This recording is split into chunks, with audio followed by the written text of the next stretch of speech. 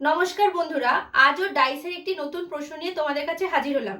দেখো, প্রশ্নটা তো তোমরা দেখতেই পাচ্ছ।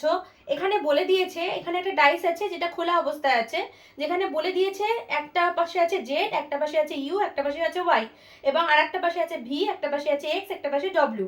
তোমাদেরকে বলতে হবে যে এই যদি ডাইসটাকে আমরা গঠন করি বা তৈরি করি, তাহলে ওয়াই এর অপোজিটে কোন ওয়ার্ডটা বসবে সেটা আমাদেরকে বার করতে হবে।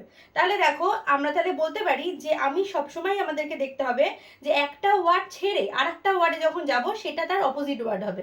তার মানে ভি এর অপোজিট ওয়ার্ড হবে ডব্লিউ, এটা এর অপোজিটে বসবে। মানে যখন আমি ডাইসটাকে তৈরি করব তখন ভি এর অপোজিটে থাকবে ডব্লিউ, এইখানে ইউ এর অপোজিটে থাকবে এক্স। ঠিক আছে, একটা ঘর ছেড়ে আর একটা ঘরে যাব, ইউ এর অপোজিটে থাকবে এক্স। সেম ভাবে তাহলে বলতে পারি জেড এর অপোজিটে থাকবে ওয়াই। তাহলে অপোজিটে তাহলে কে, জেড ওয়াই এর অপোজিটে তাহলে কে থাকছে, জেড থাকছে। তাহলে অপশন 2 হচ্ছে কারেক্ট অ্যান্সার।